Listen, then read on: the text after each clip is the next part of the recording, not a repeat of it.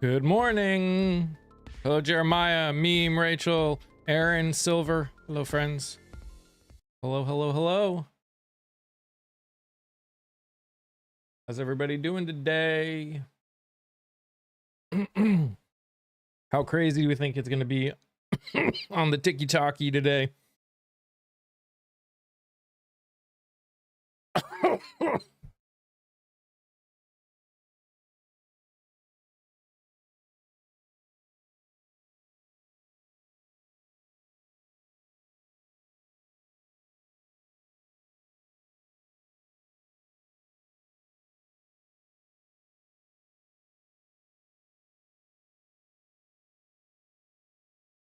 How was everybody's weekend?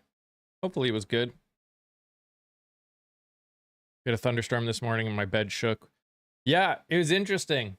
My family told me that that we had like a loud thunderstorm at like 3 a.m. I slept right through it. I didn't even know. Woke both of them up. Morning, OC.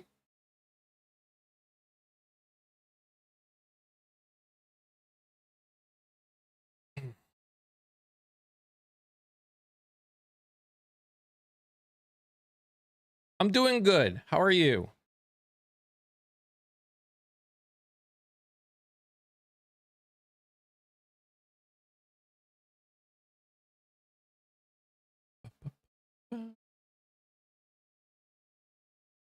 Morning, Kevin.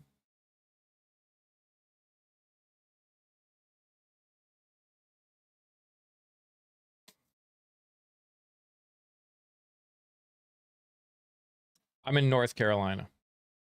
Close to South Carolina, but I'm in North Carolina.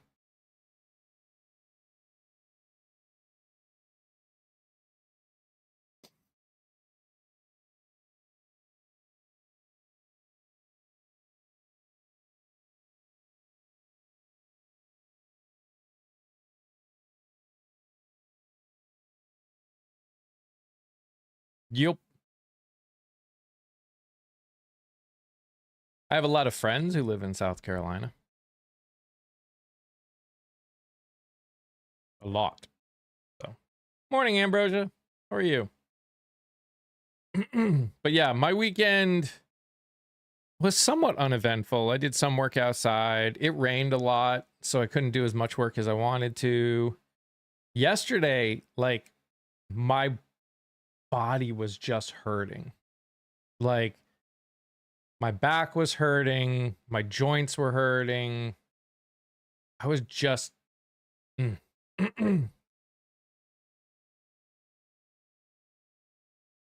not in mourning, which is lovely.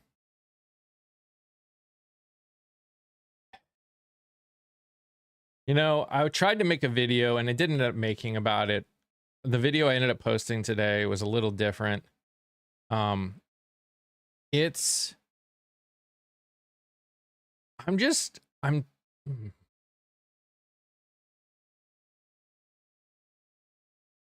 get a life. Have a life. You get a life. Got him.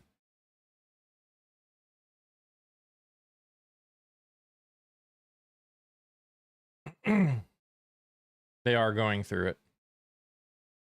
I have friends in Maine that I've been talking to. It's tough for them right now.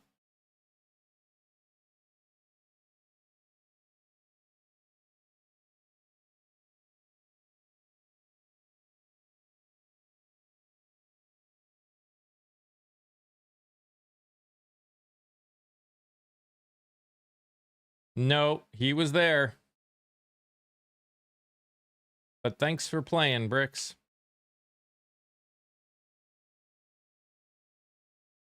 No, he was there.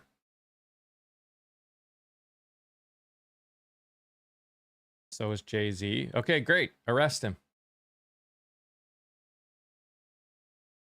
He was not a whistleblower.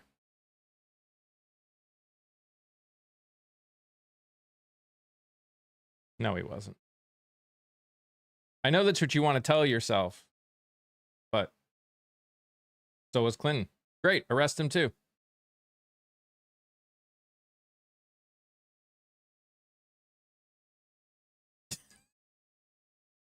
Arrest them all. Why can't you get that? Why do you think that that's a friggin' flex? By the way, hey, Teach.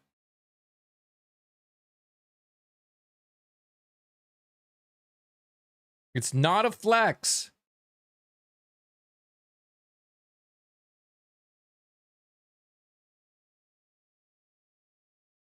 They think it's sports. True. No. Lindsey Graham had he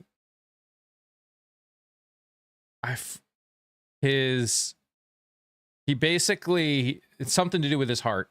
Morning, Di. How are you doing, my friend? Yeah, a torn aorta.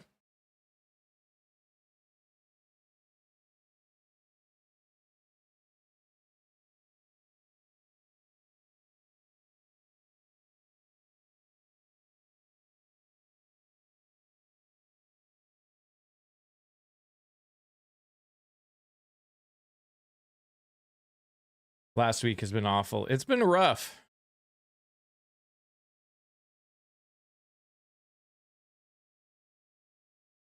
Okay. All right. Morning, Hannah. If he was AP, then he should be arrested too. What's your point? He's not president right now. Stop spamming it or you won't be able to speak here anymore. Need to make this week amazing. Who said that he was better? I said stop spamming.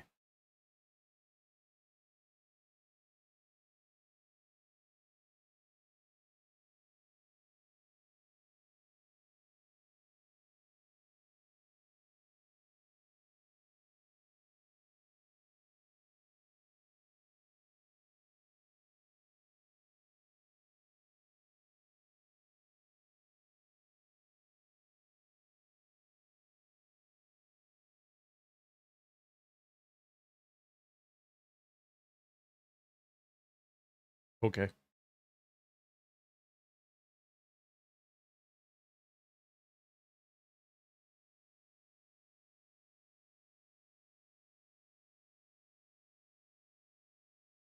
I'm getting a 9-month-old Cocker Spaniel on Wednesday. Need to do yard work before it gets hot, but I don't want to. I feel you, meme.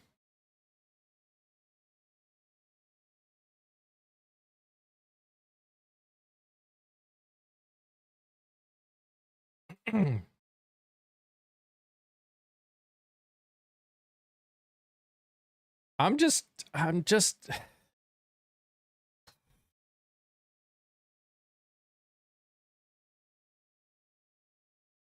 No, it did not.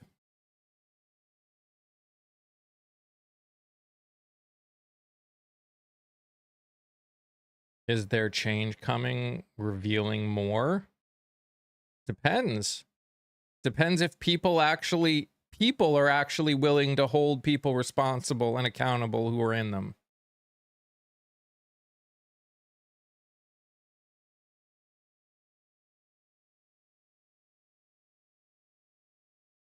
You obviously don't have the ability, Adrian, to listen to instructions, so you can just sit there. What does it matter if I am, Scott? I mean, I'm not, but what does it matter if I am?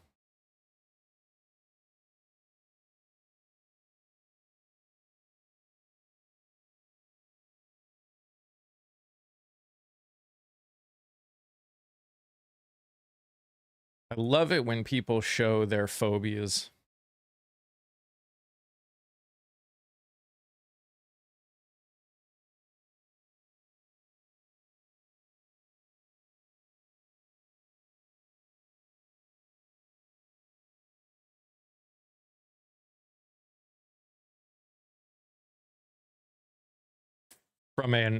From a detached aorta? No, I don't think something's fishy about that.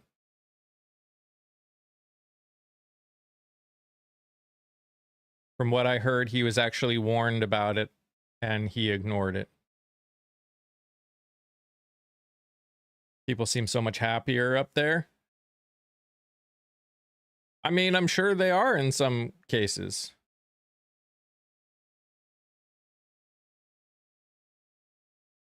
Did you hear another unaliving by ice in Maine today? I did not, Catherine.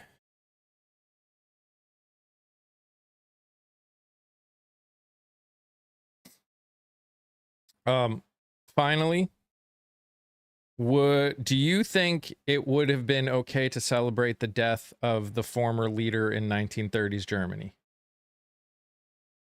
Where's the proof? It's in the files that they haven't released yet.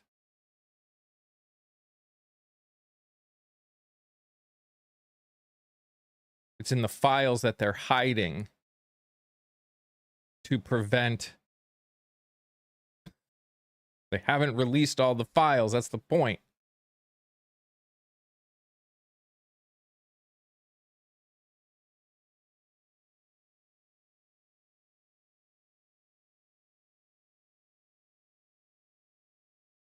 Hiding or destroyed. Also true. Also true.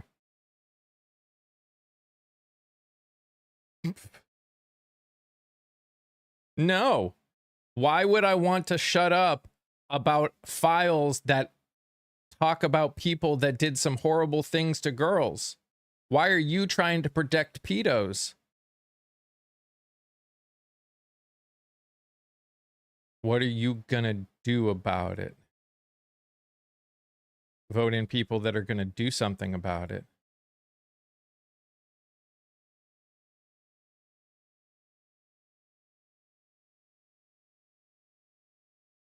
Call out the people that are trying to protect them. Okay. This isn't a game, bicentennial Jersey girl. This isn't a win-lose. They're people. Democrats aren't people. Stop protecting you. You are acting like it's a game by using the word Democrat. Democrat means nothing.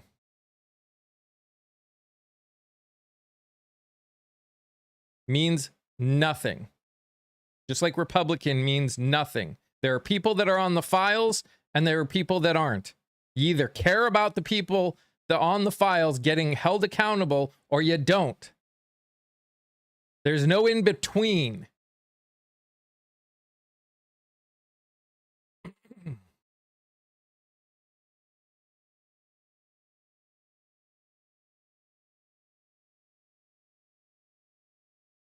Yeah, and whose job is it to put them in jail?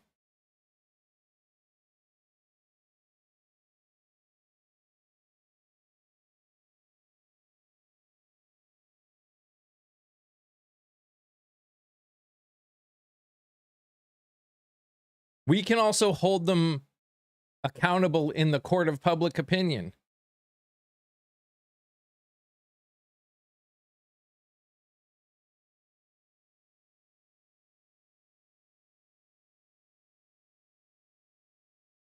Citizen's arrest, wouldn't that be nice?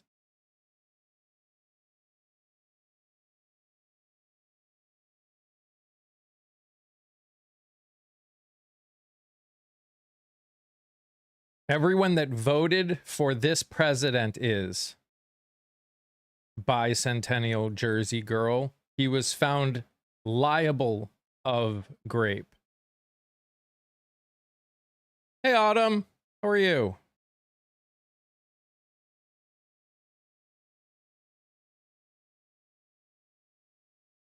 Actually, it was proven. He was found guilty of it. He was found liable by a judge in court.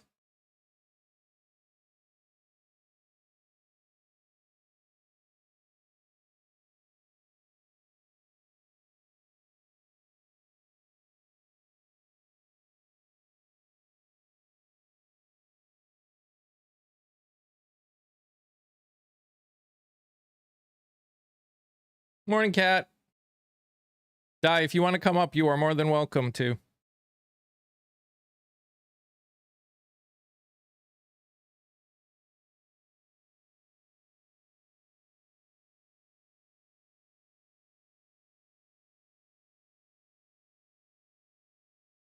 Morning, Chrissy.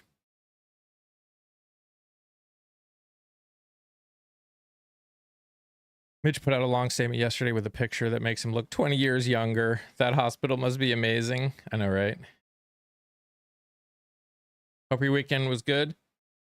Your weekend was good. Hey, Scott. Hey, Patty.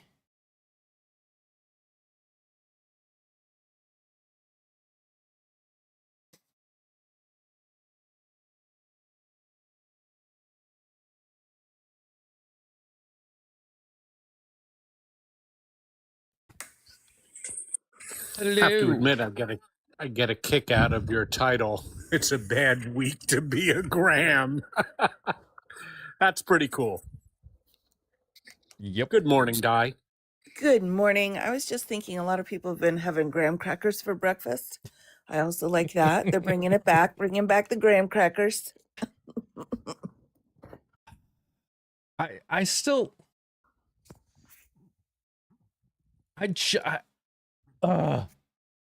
Yep. it just boggles my mind. Like, again, regardless of whether you support any particular party, the fact that anyone is defending grapists, pedos, whatever, just because of what party they say they're in, is wild to me. It's wild to me. I agree. It's all coming out now. I mean, it's been there, but now people are seeing it and putting a light on it.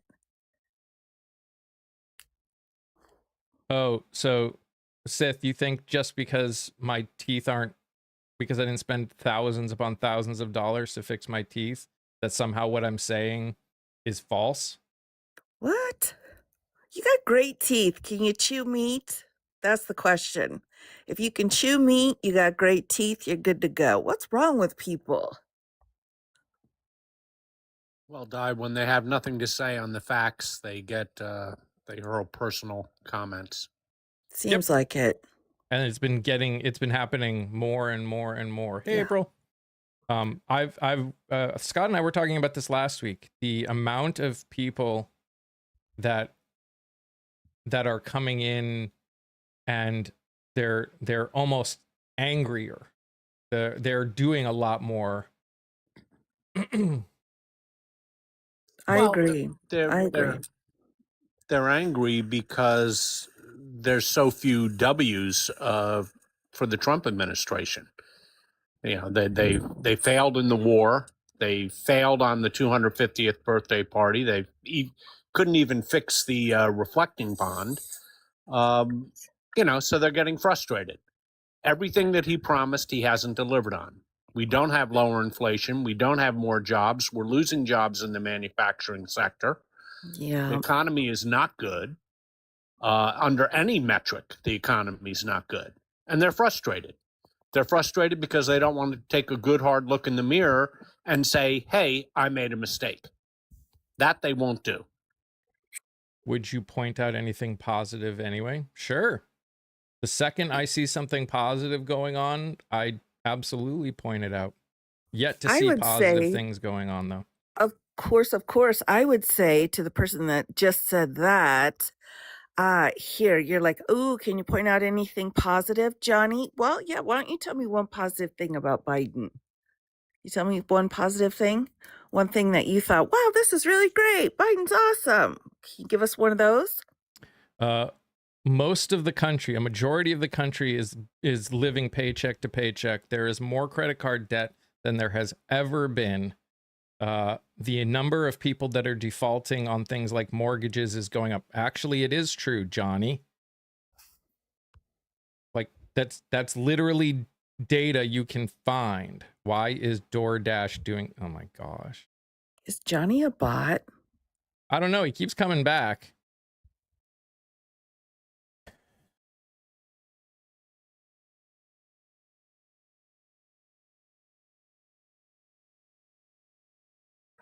It's the point. People are spending their money on foolish things. Prove to me that the bottom 50% of the country are the ones spending their money on DoorDash, and then we can have a conversation. Tell me where a majority of the people in the bottom 50% that are living paycheck to paycheck are the ones using DoorDash, and then we can have a conversation.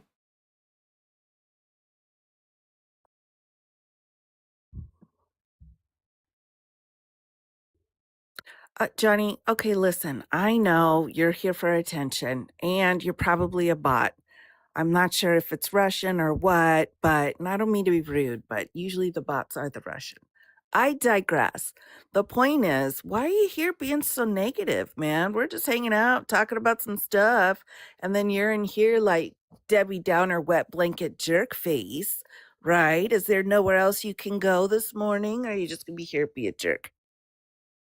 I'm sorry I lost my temper there for a minute. You're fine. You're from, I mean, I'm technically from North Carolina, but I live really close to South Carolina. What are my thoughts on it? It's going to be a really interesting primary.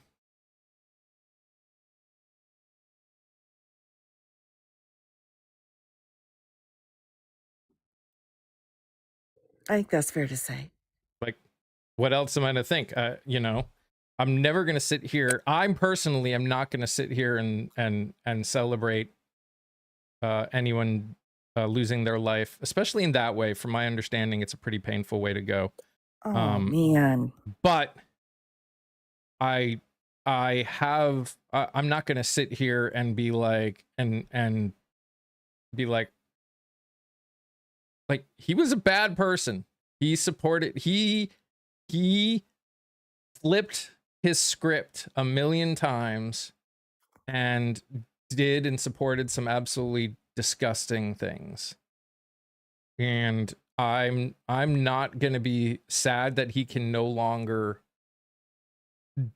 do what he was doing in the Senate. Are you talking about Lindsey Graham? Yeah. I'm sorry, I just want to be clear. Yes. Now, Lindsey Graham, I believe also, when we were working in the Georgia case, right? The RICO case. Yep. For Trump. And they had pulled in 2 grand juries. And the second grand jury had actually come out with a list of people that should have been charged. Guess who was on that list? Mm-hmm. Yeah, the prosecutor, Willis, decided not to pursue it against Graham. Right. But still, he's on the list, though.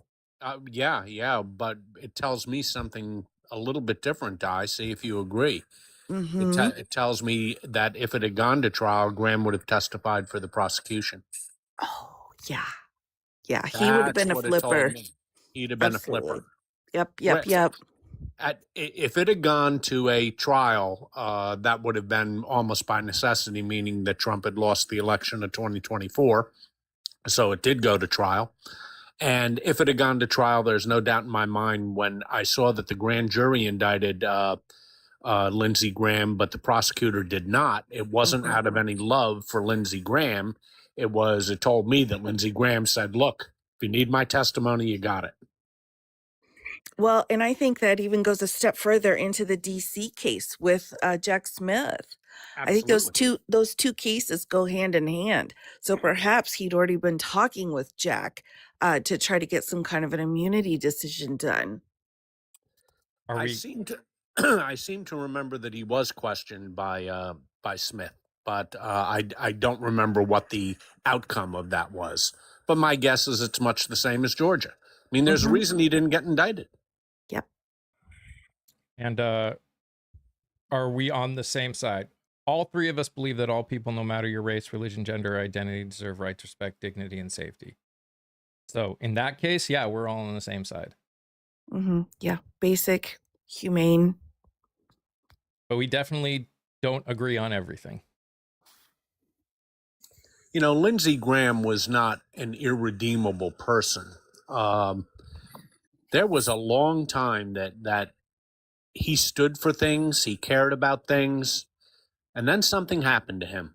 And it's one of the great mysteries of my life that he basically trashed his own legacy to Mhm. become a sycophant to an incompetent president. And and that's the only reason that I would say he is irredeemable. Not that he did not do good things or stand for good things at some point in his career.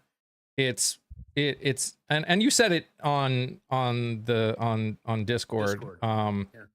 You're looking at his legacy now, and it's fortunately his legacy is going to be his choices over the last 10 years, and his choices over the last 10 years were against humanity. Yep. When I say irredeemable, Mike, I mean he's not like a Ken Paxton who's been a scumbag from day one. That's fair. That's what I meant. There was a time where Lindsey Graham stood for things. There was a time where Lindsey Graham cared about things. And then, in order, by his own admission, in a lengthy New York Times interview, I believe it was in 2020, that he gave, he said, I made a conscious decision that I wanted a seat at the table. And the seat at the table was, he implied, I have to grovel to Trump. Yep. But the problem is that Trump never really listened to him all that much, especially in the first term. Lindsey got his seat at the table, but it was the kiddie table. Yeah. And he sacrificed his own legacy for that. He did. Do you remember him when he was like crying, like, give Trump more money? I'm so sad about it. He just was like crying. I'm not making it up. That actually happened. Yeah, Carolyn says it best in chat. He sold his soul for that seat at the table. You're quite right, Carolyn. You put it a lot better than I could have. This is the party of be kind. Where did we say we're the party of be kind? I'm not behind. Where do any of us say that we should be kind to people that are hurting other people? Where do we say that?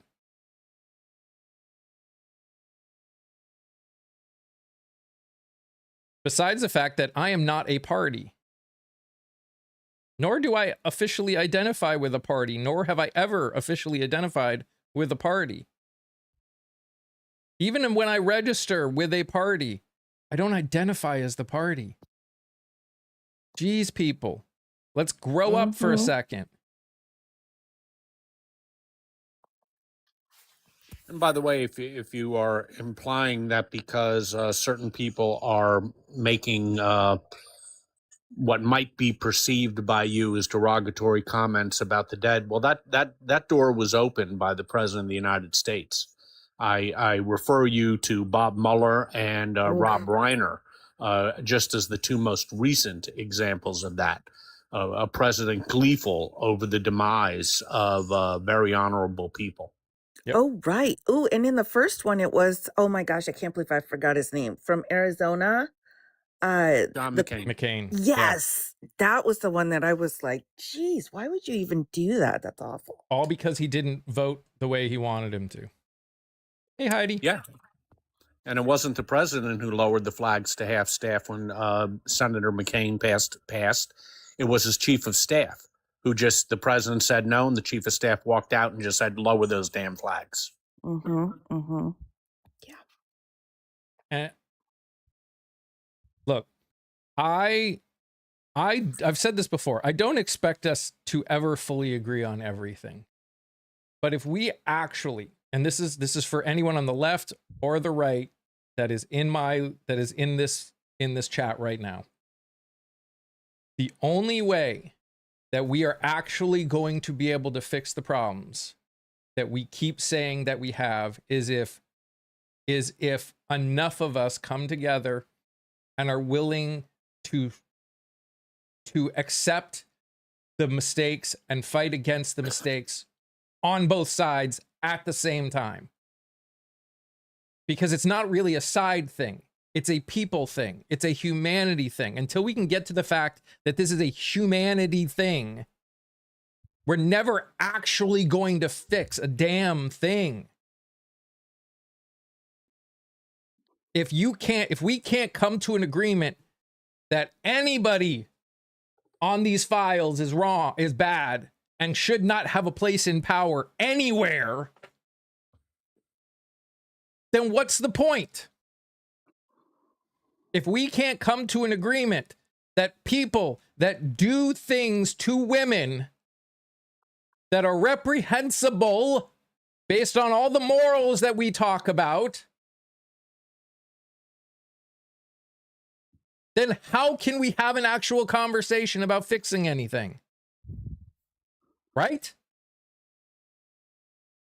True. I'm not sure, honestly, that we will be able to have that conversation, to be completely honest. I think that the fundamental problem is we're using different dictionaries, and we also have different ideas of what's a mistake and what's not a mistake. And if nothing else, I think him being in the White House has shown a perspective that, it wasn't just an accident that he got in there the first time. People really feel this way. People are okay with that for his bad behavior. They think that's fine. They don't see it as wrong. And if we've got a fundamental difference going on with morality, not religious, but it's hard to find a way to each other that way. And this is just my belief on this. I believe that we as a country have been pulled into a level of identity politics that is making the conversations harder. There are people on both sides that don't align with my fundamentals. Those people I can't have a conversation. There are going to be people in this country that I cannot have a conversation with because they don't align with my fundamentals. Absolutely. That's a reality. I think there are enough people. I truly believe a majority of people actually do believe in the fundamentals. They have been, let's say, brainwashed, whether it's just because all they watch is one station. We're seeing a lot of people starting to break out of that by watching something else other than just one station. We have to be willing to be wrong. And these are all difficult concepts to work through, right? These are all difficult concepts to work through. No one wants to be wrong. Nobody does. Anybody that's like, I'm okay being wrong. Are you? You understand that you're wrong and you accept that reality? I think it's really difficult when we all have different levels of power. We go in and say, look, we all start at zero and let's go forward, but that's really not true. We're all at a different place of power. And so going after someone with less power, we see how they're getting harmed. But I think we got to remember that if we could get everybody at the same place, I think that would be helpful, but I don't ever see that occurring. Corey, I am talking about fundamentals. The fundamentals are that all people, no matter your race, religion, gender, or identity, deserve rights, respect, dignity, and safety. And I'm talking about the people in power that are not living up to those fundamentals. That's how this works. Yes, James, they're not, because they're not officially a news source. Well, and also too, if you think of it, I think some of those are the same words that we agreed to in Geneva, and right after World War II. I mean, just basic, humane treatment of other people. Like that's not, ooh, the left is all like trying to hug trees. No, it's like we saw what people did in Nuremberg was like knock knock, and now that literally is the language of the entire planet. Matthew, thank you for proving my point about how we don't get things fixed. Whew. I don't think banana's okay, Kat. I think that's a fair question, and banana may not be okay.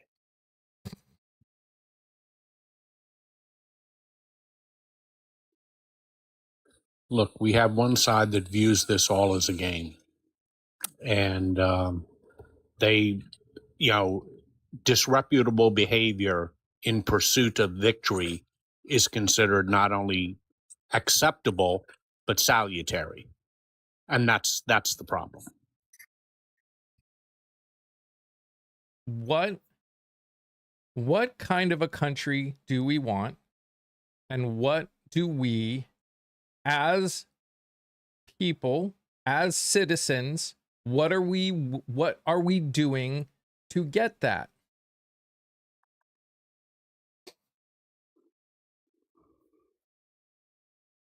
That's what it comes down to. We say we want these things, but still only 15 to 25% of the country vote in primaries. Well, Mike adds helpfully in chat. Gay pride is more important to you than the country. Where are you making that leap, Mike? Could you explain yourself? Not to mention, where are you making that leap? Nobody's even talking about that right now. Where did you make that leap? Or is this how you just wedged yourself into the conversation? not to mention that gay people are part of the country, so celebrating gay people is also celebrating the country. Duh. Yes, New York has a Puerto Rican Day Parade. They have a St. Patrick's Day Parade. They have a Columbus Day Parade. So why shouldn't gay people have pride? What? I don't understand where you're coming from with that one, Mike. It's because, he's a dumbass. Sorry, angry again. Here's my other point that I'm sorry. I'm going to be speaking up, by the way, for the SEX workers down there, and you're calling the hookers, etc. Listen, dude, let me explain something to you about the SEX workers. The SEX workers are there because of the nasty fellas that want them, right? If we didn't have a request to have that, maybe we wouldn't do that. And it's the oldest profession in the world. And in Nevada, it's mostly legal. I think they just need to unionize, get treated better, get the pimps out. But mostly it's these nasty fellas going and buying them. That's the issue. Ooh, soapbox, angry.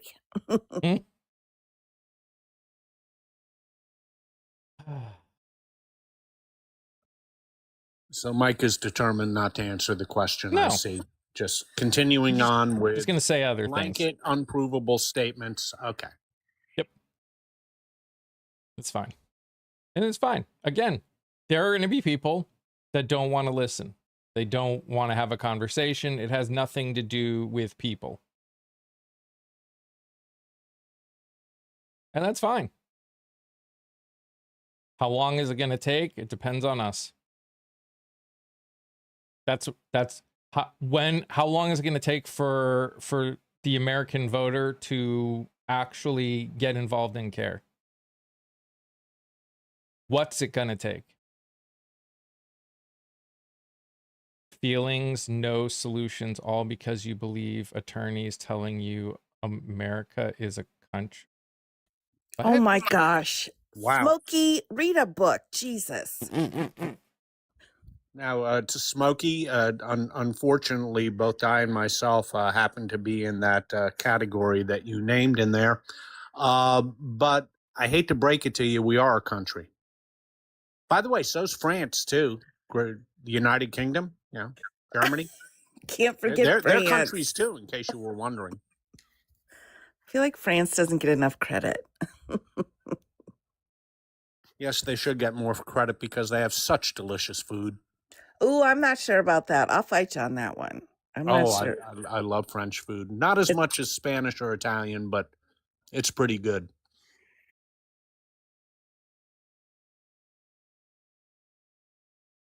Already over it? Oh. Thank you, JWB, for saying how you are okay with protecting pedos. Thank you. Somalian food does slap. It's great. Bring it on.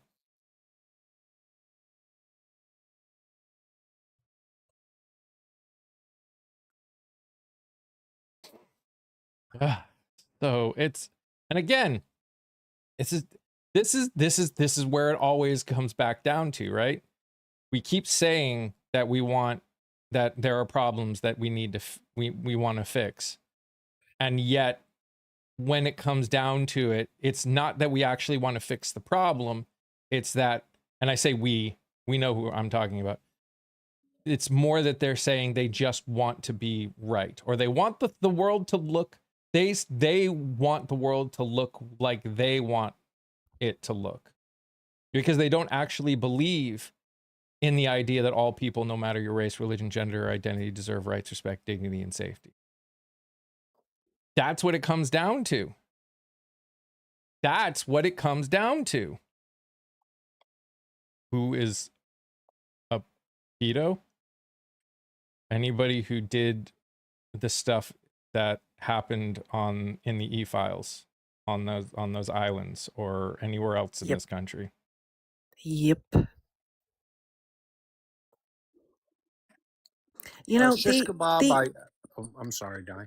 go ahead, Scott. You said shish kebab. You obviously need to go before me with such a fabulous word. Shish kebab said we need to stop playing the blame game. I hear you, shish kebab, but when it comes to the Epstein files, we're not playing the blame game enough. They need to be released, and people need to be held account. And I don't care if they're Republicans, Democrats, independents, Hollywood movie stars, titans of business. It really doesn't matter who. Mike, the current president ran on releasing them and holding everybody in them accountable. He ran on it. Yeah, Mike, do you remember the Republican platform in 2024? Do you remember what they were talking about in 2024? I mean, do you even remember that? They were the ones bringing up Epstein all the time. And yes, shish kebab. I think I knew what shish kebab meant. Not just coming in and saying, "Oh, the Democrats did this," or even people on the right, on the left, saying, "Oh, the Republicans." Like, in the end, what we need to do is come down to: is this a problem? Is what's on the Epstein files a problem?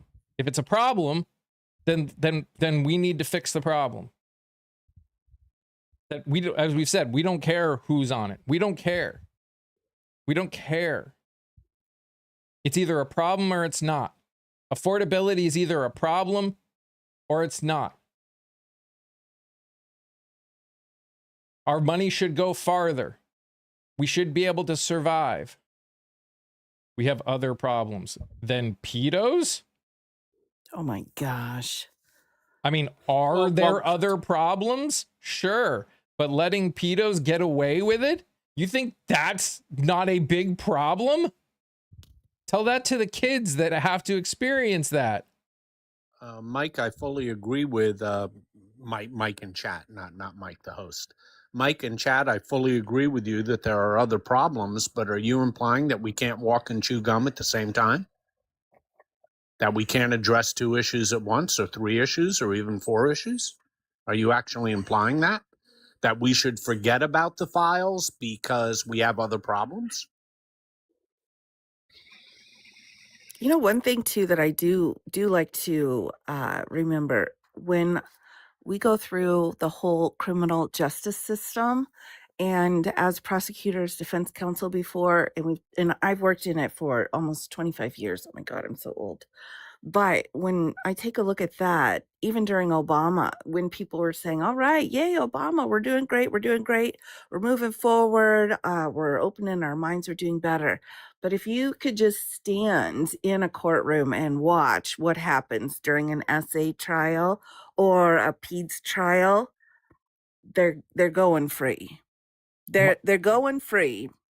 See, and Mike answers. Yeah, I know. Mike, okay. We're gonna do 2 things here. So one, that statement is exactly why nothing's getting fixed, because you are unable to see how the people you support do the exact thing that you are claiming Democrats do, even though, like, I can't speak for Di, but I know Scott and I aren't officially Democrats. I'm a Democrat.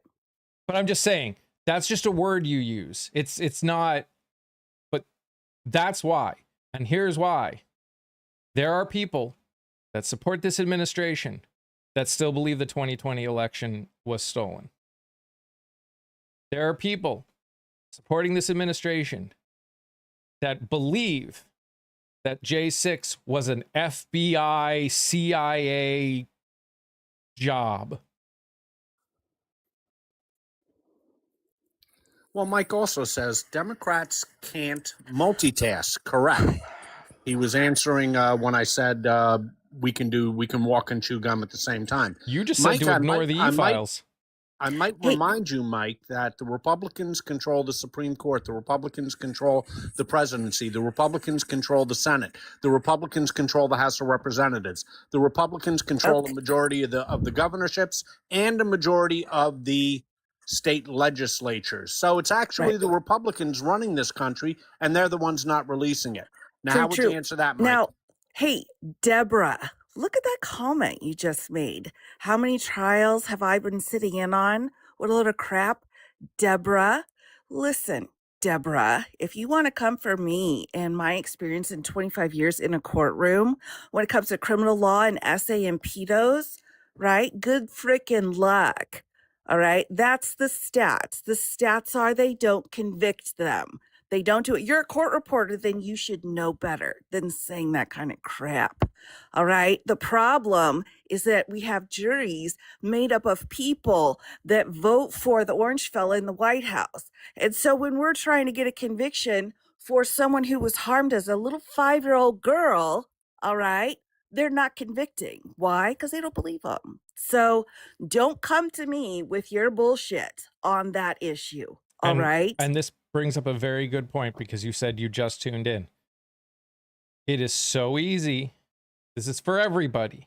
When you come in, hat shows you have good taste. Thank you. Everyone should be their mythical best. If you just join a live somewhere, spend some time listening before you speak. That's literally all that you got to do to learn. Or ask questions. Just be careful making statements, especially in chat. That's a message for all of us. It's so easy to just walk in and think you know what's going on. Chances are we're all wrong.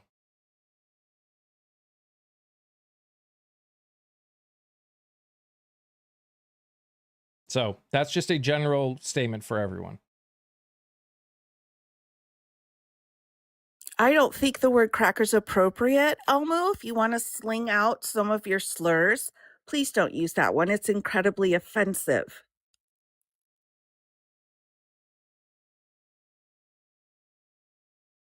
Well, he won't anymore. He just got bounced. Well, that comment got bounced. I'll give him one more chance. Wow, the people's crazy today. Like I said, this is last week too. This is and I don't see it getting better. I mean, the video I made today, if you guys watch the video I posted today, you'll see it. Everyone's just tired. Everyone. Yeah. Everyone is tired. You missed out on last week. Of course, I was delighted because the crazies were out in force. Yeah. It's hard to convict them when they all on the same side. Yeah, and the reason that all the people that are on the same side keep not being held accountable is because we don't get them out of office. We don't vote in primaries. We don't. I mean, Yep. we're doing a little bit better now than we were, but still not great. Small steps, but at least there are some steps. Humanity first. All right, let's. Yeah, Elmu, whatever your name. I'm sorry, I'm not going to say your full name there because I'm going to get it wrong and then I'll feel bad about it. Listen, dude, we're not talking about the I country right now or the 8 country. And the fact that you're even asking what one's first and the other one's first means that one of them's going to lose, which means you don't have the empathy that's needed for that. So if you want to know what's first, you know what should be first? The Constitution. Let's put the Constitution first. Let's put those rules first. And then you can decide where you want to go. Don't be picking out 2 countries and trying to tell me which one's first because the red hatters are telling you to. Oh my God. I'm sorry, I'm switching to decaf right now. Just a minute. Wow. Thank God. Oh. That's fully. And again, it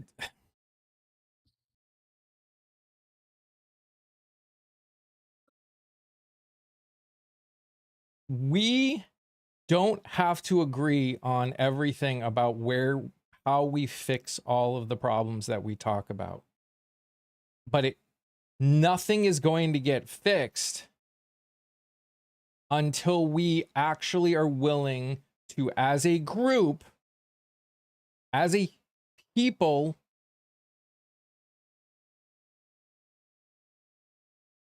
agree that on all of the problems.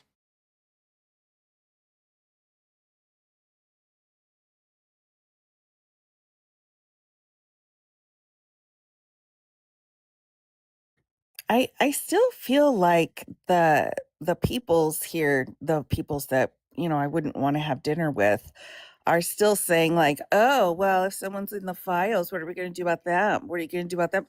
I mean, how many times are you say it? 5,000 times? You do the crime, you do the time. Go on in, do an investigation. I don't care who it is. It could be you making the comment about Tom Hanks. Who cares? I don't give two bits about it, especially coming from the criminal justice field. Criminy crikeys, it makes me so mad when they're like, "Oh, let's do nothing over there." Dude, we have laws and they need to be followed. All right. I don't care who you are. I really don't. Shish kebab, it won't happen quickly. It won't happen quickly. We're fighting against a society that has spent the last few decades, especially, teaching that accountability is a thing that that doesn't exist in this country unless you are poor or have colored skin. That's Carolyn make. Oh no, sorry, no, you can go. Carolyn makes a really good point in chat. She says everybody in the files needs to be investigated, regardless of party or status. That sums it up, Carolyn, because nobody's talking about if your name is in the files, you get chucked into the dungeon. No, we're talking about investigating them. Mm-hmm. Opening up investigations and doing it properly and legally. And if there's no evidence, there's no evidence. That's fine. I never said all would come to the same conclusion. That's not the point. It's not about all coming to the same conclusion. It's about all of us being willing to, if we say that accountability is important, then accountability needs to be important. You said we all need to agree that we all need to agree that we all need to agree that being a pedo is a problem. Right. We need to agree on the outline of what basic facts are. Our definitions are so messed up now. That's one of the biggest problems we have is like, dude, we need to set the boundaries and have both of us work in it. That's a huge issue. Obviously, pedos don't believe that it's a problem because they are them. I don't care about their particular views on whether or not it's a problem. I'm talking about the majority. I'm talking about society. We as a society need to decide what those fundamentals are. We as a society need to decide what's okay and what's not. Chris Church points out in chat that not everybody in the files has committed a crime. You might very well be right, Chris Church, which is precisely why you conduct an investigation. You have full transparency, you conduct an investigation. And yes, there has to be evidence. Sure. Absolutely. Well, and there is always, of course, the omission of doing anything. If you have a duty to do it and you're just standing around watching what's happening and not assisting, I think that also needs to be investigated.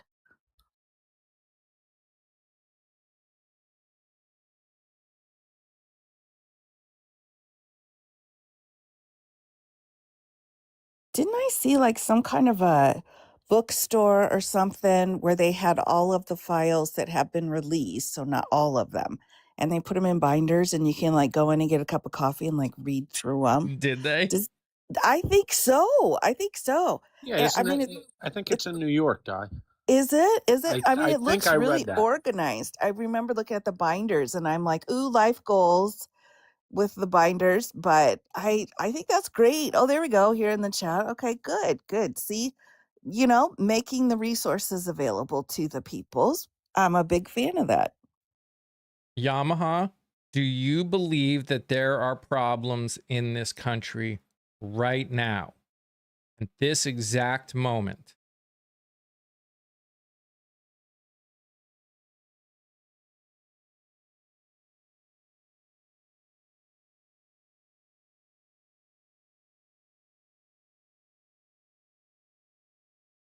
It doesn't matter if there always have been.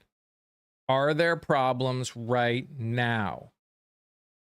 Did this administration run on releasing them right now?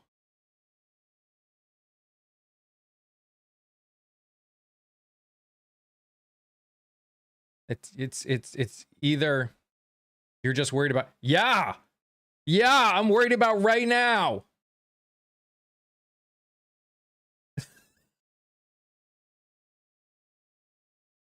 That's how you change. You worry about right now.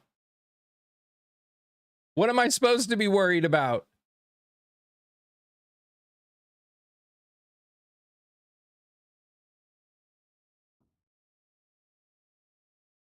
I'm not sure who your mods are in here, but I'm thinking the comment made by Kwani1. You may want to delete that comment. That's going to get the bots over here.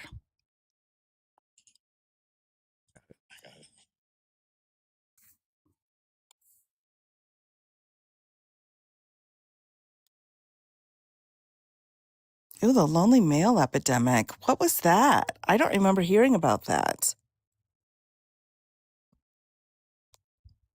Oh, wait, no. Did you do a post on it? Oh my gosh, Mike, and I missed it. Okay, Oh yeah, got it. she was what lonely male?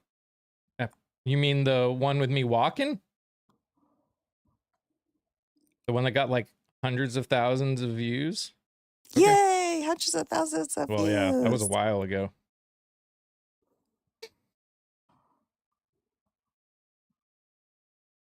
Good morning, Candace. If your mom's in the files. All right, that was hilarious. Go big. All right. But here's the thing, Teach, and this is where the identity politics things comes back, right? Will all of us, I can't speak for anyone, I can speak for myself. Do I wish that the files came out sooner? Yeah. Yeah, I do. Absolutely do. 100% do. Do I wish Biden released them? Yes. Do I wish anyone released them? Regardless of whether or not there's arguments on whether or not he could or couldn't. We're not going to get into that because it doesn't matter at this moment. Because at this moment, they should get released. Hell, there's a law about it. A law signed by Donald Trump, by the way.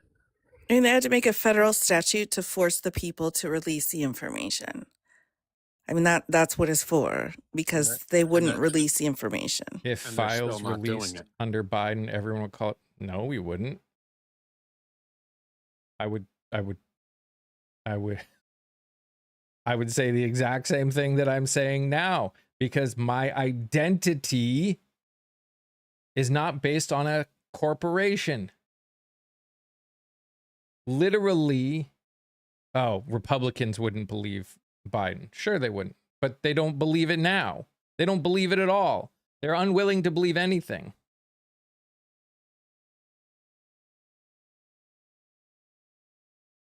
I am more likely in 2026 to believe that a woman has been raped than I am that a man is that they're just attacking a man because of it. So yeah. Agree.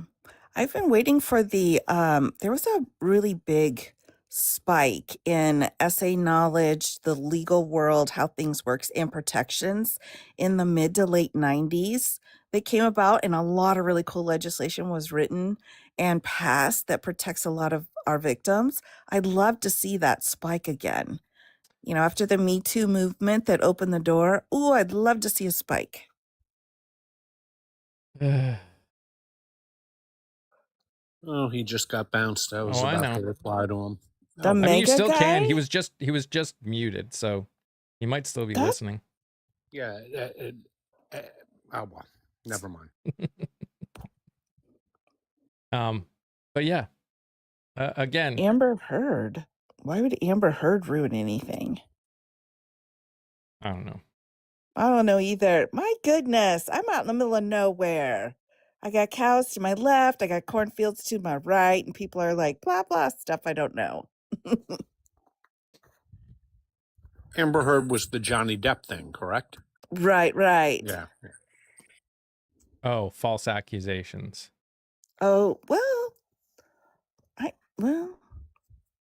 I don't know. I guess I never thought of it as false accusations. I just thought of it as things that weren't as big of a deal as they thought they were. But again, here's the thing. Are there women out there that are making false accusations? Sure. Sure. That's not the problem, though. The problem is since the dawn of time, but especially since this country's existence, the question has never been what's the truth. It's been what was she wearing? What did she say? It was, oh, he's young. We don't want to ruin the rest of his life. That's the problem.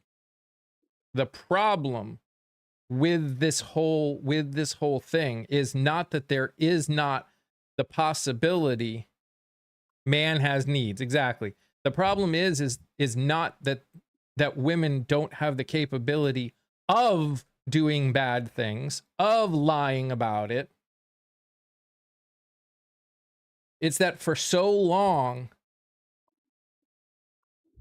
women have not been listened to at all. In fact, been blamed for being great.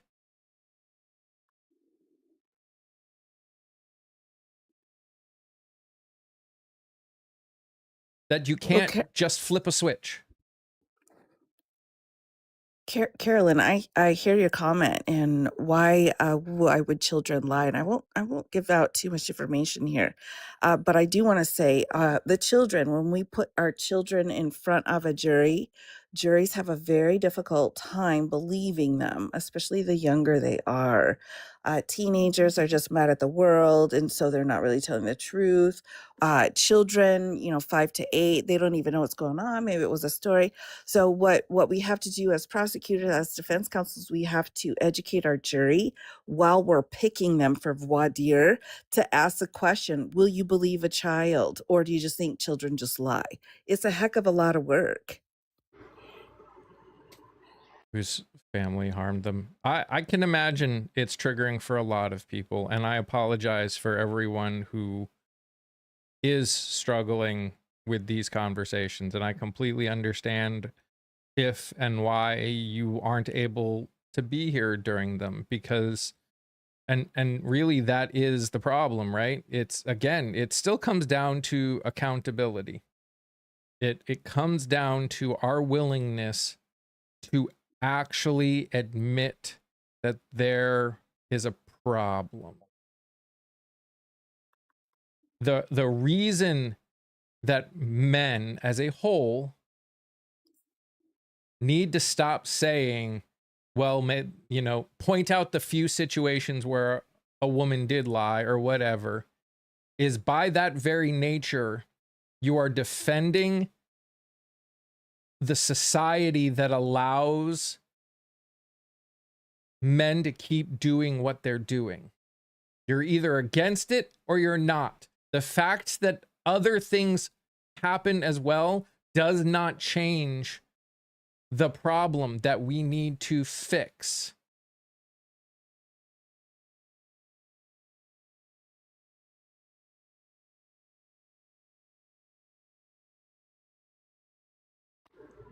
Good morning. Happy Monday, everybody. Hello. And you know me, I don't stay up very long. Yeah, I mean, this people that are like, oh, this is new.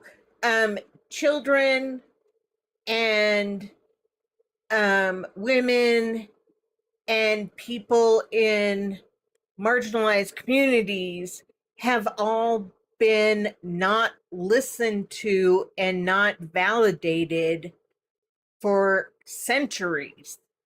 And, the fact that it flabbergasts me that we still have people that are wanting to protect that want to protect these perpetrators rather than trying to realize that by holding them accountable and such, the positive of holding that accountable in our society would be huge. Does that make sense? I mean, can you imagine that if this becomes something that is not swept under the rug, this is not something that is whispered about behind closed doors, if this is something that is allowed to be aired out into our court system, and the amount of people that will be healthy in the long run, and the children that will be protected, is going to just exacerbate within our society. I mean, it's just going to be a positive thing. I mean, I'm so tired of getting to the point of saying, why are we still fighting about this? Now, I have, and we know I never go into specifics, but I had situational in our family that dealt with an issue like this. And it just, people don't understand that how it can be so, why people cannot get the idea that the positive push forward is so much better than the quote unquote negative, oh, we don't want to ruin the kids' future type thing, So, I mean, this is kind of triggering for me. But anyway, and I know I'm rambling, so, but hi, by the way. Hi. Hey, Ambrosia. So here's, Hello. I'll say this quick, and then I know, Ambrosia, you came up because you wanted to talk about something. Yeah, it's totally fine. So here's the thing about all of this. It still comes down to how we as a society decide what we decide is important to us, right? It's either we want, it comes down, comes to the e-files. Do we think that being a pedo is bad? Do we think that grape is bad? Okay, we say yes. What do we actually do to prove that? And I'm not talking about just the idea of making laws about it. What do we do as a society? Regardless of whether people will admit that straight up, the fact that a man that has been found liable of rape, a man that has been found guilty of 34 felonies, a man who was best friends and is in the e-files of the largest pedo ring on the planet, that he was voted in as president? That says something. That says something really, really bad about our society. We either are against it or we are for it. Why does anyone care about the future of a man who would do that kind of stuff to a woman or a child?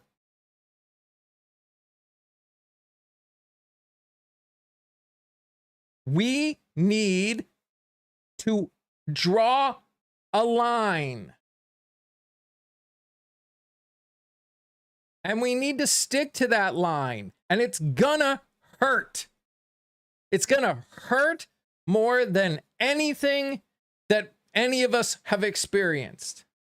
Because we've allowed this for so long, there are going to be people that we like, that we trust, that we, whatever, that we're gonna realize cannot be in places of power.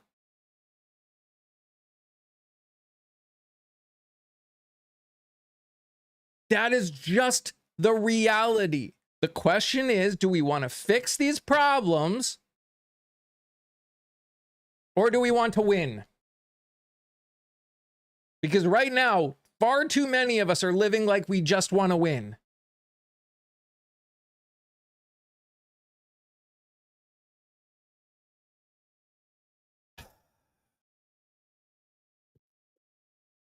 Well said.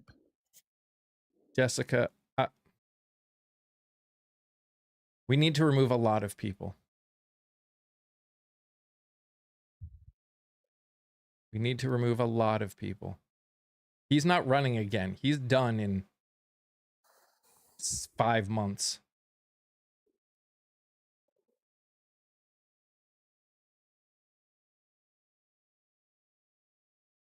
All right. Ambrosia, you wanted to talk about something. Give it to us. I mean, I didn't want to follow that excellent speech, but sure. Yeah, I see most of the discussions about our Lady G, Lindsey Graham, being about current things, but and I'm realizing some younger people may not have looked into the fact that he's been so horrible for a really long time. So sorry, I did actually write out a list. So let me just read it real quickly because I just want people to just be reminded of how much harm he's caused to LGBT community. So he co-sponsored the Defense of Marriage Act, which was to only, if anyone doesn't know, that was to define marriages only between a man and a woman. He voted to prevent same-sex adoption in DC. He argued that gay people don't need legal protection against hate crimes. These are all official things, not comments to press or whatever. I just made them shorter. He voted to amend the Constitution to prevent gay marriage. He voted against Don't Ask, Don't Tell, which was keeping LGBT people from openly serving in the military. He was against preventing discrimination of LGBT people at the workplace, and then also pretty much everywhere, from housing to healthcare, etc. He wanted to allow legal discrimination. Oh, that's what the next thing was. Under the First Amendment, under religious freedom. He repeatedly equates, even more recently, same-sex marriage to polygamy. He wanted gay marriage overturned. He supported, getting rid of Obergefell. And that's just kind of the non-social things. Those are just the legal things of the votes that he did. You know, we can talk about how violent he was and how pro-genocide, the things he said to Trump. But I mean, he called Trump a kook, I'm quoting this part, a rage-baiting, xenophobic, religious bigot, unfit for office. He said he is an effing idiot to the media. And obviously, it's just, he was absolutely lacking integrity and morality as a human being. But the harm he did specifically to, I'm not going to say his own community, but a lot of people believe that, was just, I don't want anyone to forget it, that's all. And if anyone doesn't know about these things, please look them up, because, yeah. Brian, why do you think, I'm not sure that's actually true, but why do you think that who our veterans vote for is all that matters?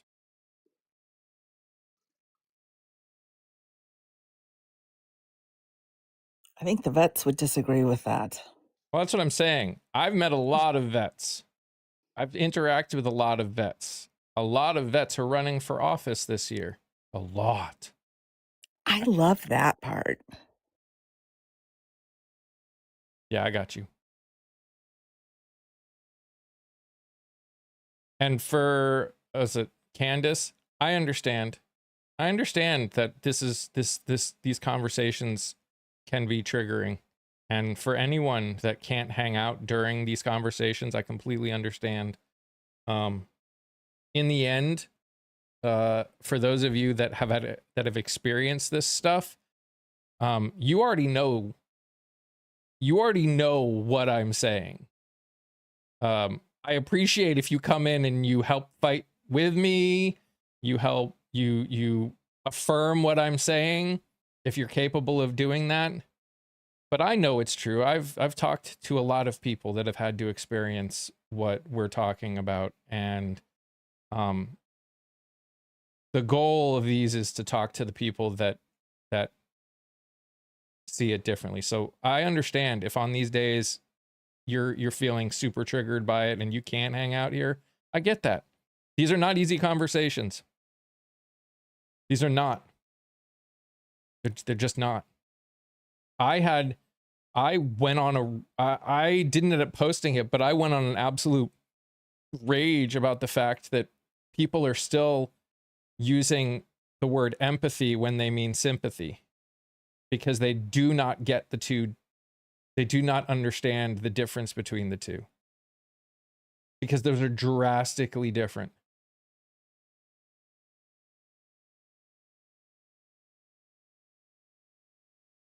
You should post that. I will. I got so angry that I wasn't speaking in sentences by the end, so I just need to re-record it. Full Hulk mode.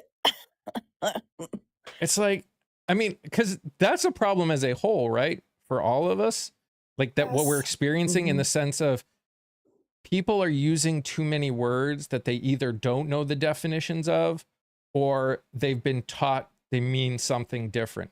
And people love to be like, oh, doesn't matter what the definition. Well, no, it does. It's why I ask people when people come in and say socialism never works, or X, Y, and Z, or you're calling people this. The first thing I ask everyone is, what does that mean to you? Because if you say empathy, and what I know as empathy is what empathy is, the dictionary definition of empathy. But what you actually mean is sympathy, we're not having the same conversation. We're just going back and forth on each other, ripping each other to pieces, calling each other stupid.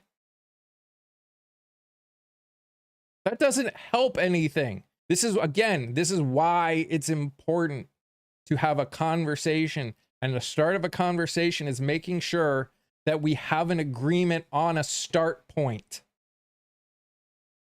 So you want to talk about why you don't like socialism? That's fine. You don't have to like socialism. You don't. You can be an American and not like socialism. You can be an American and not like capitalism. You can be an American and not like anything that this government does.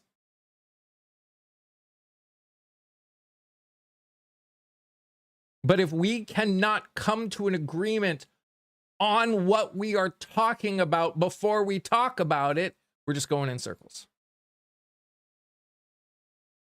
That's all we're doing. Absolutely. Yep, absolutely.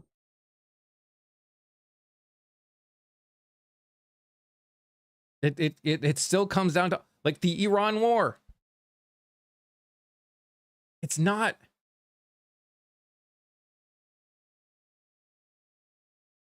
There's multiple issues with what's going on in the Iran war. Do I think it's an illegal war? Yes. Yes, I do.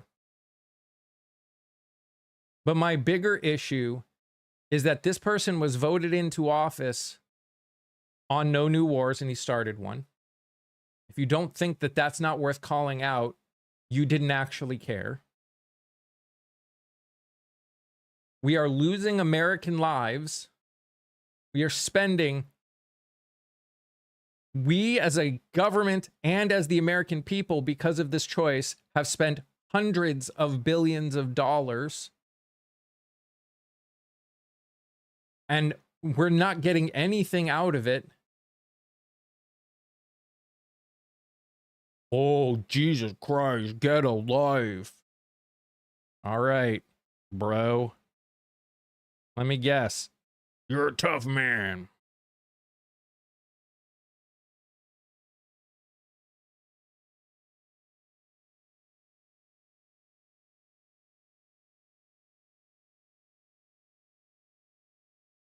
This.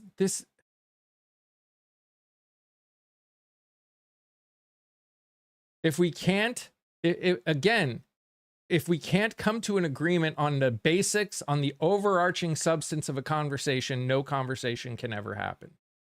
You can't say, I voted for this guy because he wasn't going to start any wars, and then just fully back the man when he starts a war based on what a prime minister of a different country has been saying for the last 20 years. 20. Bibi has literally said every year for the last 20 years that Iran was 2 weeks away from a nuclear weapon.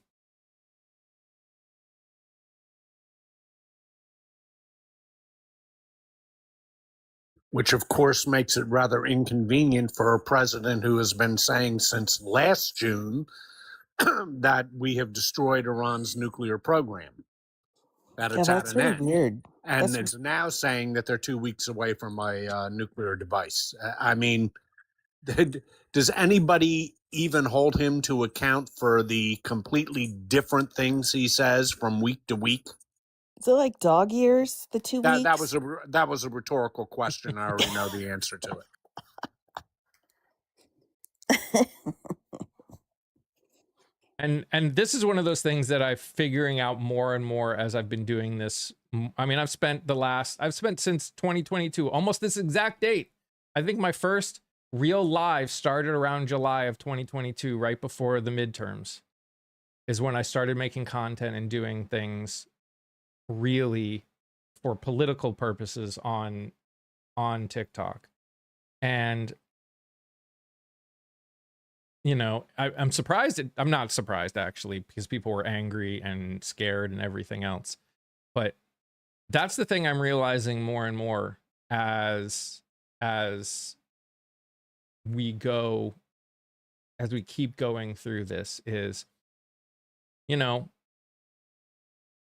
I'm hearing a lot of the same things from a lot of creators, and I'm guilty of this as well. We say we're frustrated about something, and we are. But if the conversation doesn't go past frustration, if that's where we end, we'll never go anywhere else. We'll never go farther. We'll never actually fix anything.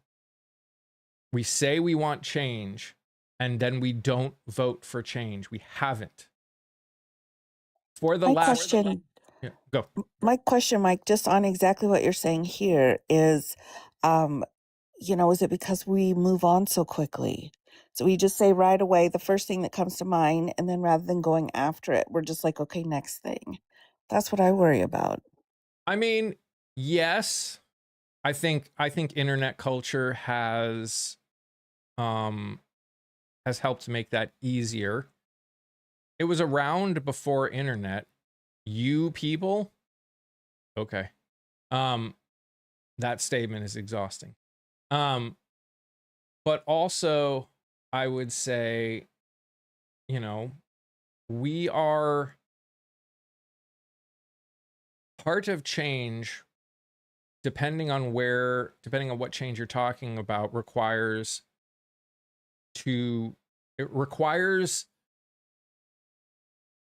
accepting realities that people don't want to accept. If we truly want if we as a country truly want to end racism, at least from a societal perspective, it requires every person that looks like me to not only accept that racism still exists, but be willing to accept that we have been living in a society built on it that has helped us. And all people that don't look like me are automatically starting rungs down on the ladder. That involves us going through a level of deconstruction. That's not fun. It's not. It's much easier for us to just complain. And again, it's also, it's much more profitable, if I'm being straight. I could probably get thousands of people watching me if my conversations were just whining about, or we're just pointing fingers. Di, I do agree with you that we certainly have a much smaller attention span than we did 20, 30 years ago as a nation. And part of that is due to social media. However, when it comes to the e-files, the exact opposite has struck me. I expected them to be a typical 1-week story, but this story is not going away, and it's not going to go away. And we are going to get resolution to it. Now, whether that be resolution through the Democrats taking the House of Representatives and opening up their own investigation, which you can bet is going to happen because the House would have subpoena power.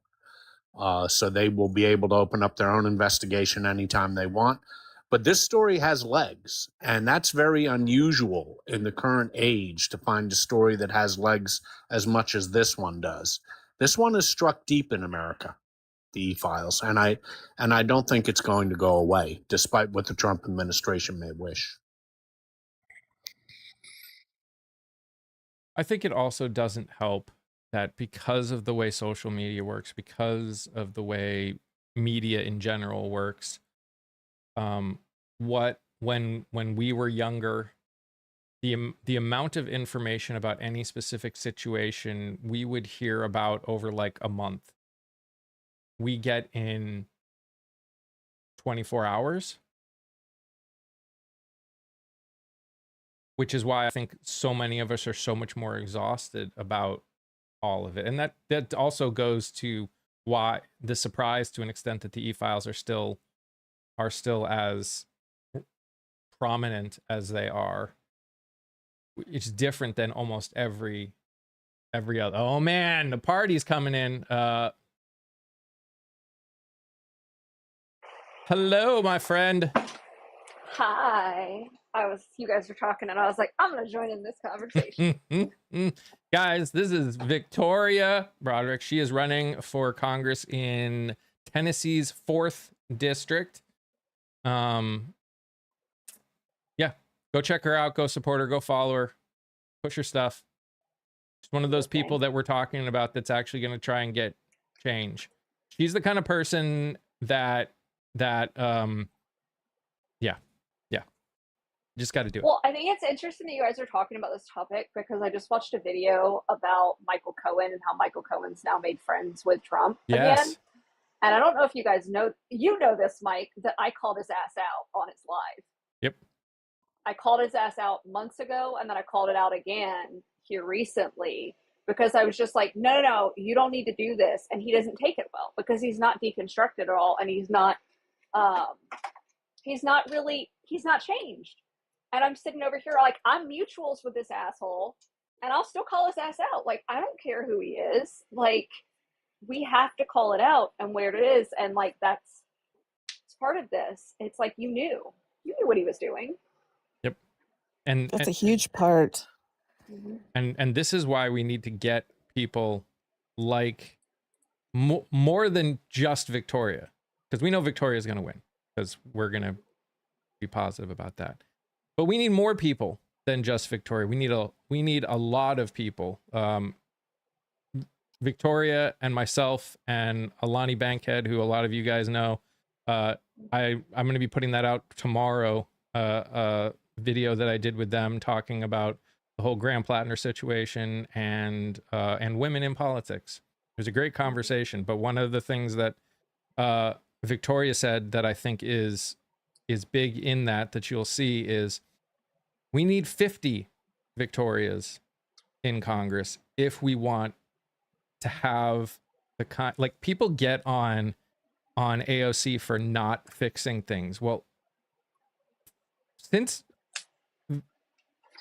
AOC's been lucky, she's had 3 people that have had her exact kind of perspective that are willing to actually push back. Yes, we need all, Jen, obviously. But I'm saying, like, in the end, we need more than just a couple people. We need enough people. We need the kind of amount of people that MAGA got in there, which was able to push things in the MAGA perspective. Yeah. And I agree. I'm so sorry. I've got to go. Okay. Just wanted to say bye. Have a great Di. day, everybody. You Thanks too. for having me. Of course. Take care, And guys. And I think it's important to remind people the reason we need this amount of people is, like, if we have 20 AOCs in Congress, that's a massive pushback against what's going on. Because Tennessee is unique. We have a supermajority we've been supermajority into a red state. We were never always a red state. And what Gloria Johnson talks about this a lot is because they have the minority party, it's about pushing back. It's about stretching out those time periods, keeping them in session longer. And that is possible. Like, that it is possible to push back against these legislators as the minority party, which is what we're not seeing currently in our DC, like in our Congress. Like, they're not pushing back because they're too convinced or like whatever in the money in politics. And that's part of this problem. Like, there's so much that goes into it. And we have to, politicians have to be better, aka I have to be better. I have to be more accessible. I have to be out here. Mike and I were texting this weekend as I'm like going from forum to forum, literally coming home and being like, oh, I'm literally unaliving on the inside, and then doing my normal stuff. Like, we just have to be more attainable. We have to have good constituent services. We have to make sure that we're standing on principle. And, the people who are like, how would you how can you run as a progressive in Tennessee? Easy. I run working class values. Like, it's not easy in the sense of like, oh, I've got a mountain to like climb up, but it is easy in the sense of people respect you when you stand 10 toes down. Republicans respect you. Democrats respect you, independents respect you, young people respect you. I was one of the most, what I've been described at now as one of the most far left candidates in Tennessee by an intern for a primary opponent. Like, one of my primary opponents, his intern said it. And he's like, but once I meet you, it's not you're not radical. Like framing you as that way, it's like you're not radical at all. You're just a normal person. Um, and it's very interesting just to watch how that plays out in the district and Yeah. watching how young people respond to it. And that's the funny thing about it all, right? Because it's like we, as so many people in this country, take their opinion. I guarantee you, whether you are a progressive or a conservative who thinks they know what the other side is like, I guarantee there are people that you interact with that you think are on your side, quote unquote, and always vote the other side. Guaranteed. And that's part of the issue that we're dealing with is we have gotten so far in our identity as being left or right that we are actually unwilling to realize in many cases where we do overlap, but also, you know, and because of that, we got a lot of people that are now apathetic, and it's allowed the people on the far right, especially, to come into power and force their perspectives of everything. I think too, there's a commenter, and this is not to call you out, but like, I'm saying radical as in that's how I was described, not radical in the sense that I describe myself as radical. I do make jokes about it to humanize myself while speaking. Like I, on Friday night, explained to a group of conservatives, because it was a conservative media, I said, I'm going to say something pretty radical here. I'm running as a Democrat, but I am a, Pew Pew owner. And acknowledging that, and then framing it in the way of saying, we're not here to take those away. My goal is, as a responsible owner, I understand that there's something going on and we have to address it because we're all responsible gun owners. Sorry, we're all responsible Pew Pew owners too. So it's how you frame it. And like, this is that thing of, yeah, you're right. Like, Mike, when you're out in the community, people don't recognize what a person stands on. I can determine it pretty quickly where someone might stand in voting, but that's only because I've been doing this for so long. You asked me 4 years ago, I probably wouldn't be able to tell you. I would just assume that if you were white and had a hat on, that you probably were voting for the photo in charge. And like that's the thing, and we have to have these conversations. But I think a lot of people assume conservative districts or rural districts are automatically conservative. And realistically, they're actually swing voters. They just swing. Like, they vote on the economy, they vote on their dollar and whatnot. And we've got to take some of these words back too. We've got to stop tiptoeing around these hard topics. And in the end, what it means is we need to agree on fundamentals. Because if we can agree on fundamentals, then we can actually have these conversations about the economy and healthcare and all of these things that actually affect everyone, a majority of the country on a daily basis. If we keep focusing, like, we have to focus on some of these things, like the rights of the LGBTQ and the representation and the loss of the gutting of the Voting Rights Act for Black people especially. We have to talk about them because they're actively happening. And we as a country are allowing these things to continue by doing things like not voting in primaries, not paying attention to what's going on, not actually holding our representatives accountable for the choices they make just because they call themselves conservative or progressive. Mm-hmm. Like, if we want better, like, that's the thing that, like, absolutely is mind-boggling to me. And this is where you start getting in this voter situation of, like, voters scream at the top of their lungs they want change. They say, I want change. I want someone who represents me. I want someone I can feel like I'm having a conversation with. And then when it comes to the ballot, You all don't show up. You cannot sit here screaming on this app or going out and doing it on Facebook and not show up at the polls. You cannot say that you want change and then vote for status quo and vote for viability, because money in politics is often seen as viability. Look at the Tennessean just ran an article about one of my primary opponents, to the point that I made him come out and say stuff. I pressed him to make a statement, to own the fact that he's raised that much money, because one, we need to be having these conversations, because regardless who wins the primary, I'm going to win it, but like regardless who wins it, we have to be asking these questions. We have to be pushing back. He has to know that I'm going to be that person who's going to be in his ear asking the hard questions, because I've been in this for 2.5 years. We can only get better representation when we vote for it, when we support it, we move forward. And the biggest part of that is showing up. Mm-hmm. I've said it once, I'll say it again. As long as in primaries only about 15 to 25% of the country shows up, how can we expect any real change? Because who are the majority of the people that are going to show up? They're going to be the people that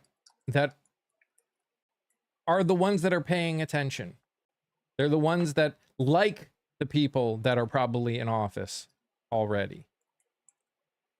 So those 15% of the people are deciding what your country looks like. And we're all saying, most of us are saying, I'm okay with it. And then we complain about the choices they gave us. Mm-hmm. And with the money aspect, because yes, campaigns take money, right? Like I was told that my district needed $3.5 million to run a successful campaign. That's not winning. That's just a successful campaign. Now, every primary opponent that we've had on the Democratic side for the last, in 2020 and 2018 are the best depictions of this, raised a lot of money, but they only got 33 to 35% of the vote. In 2024 or 2022 was a wash, because we had a candidate that couldn't campaign the same way. We had a candidate on the ballot, but obviously it just didn't work out. So that's a baseline.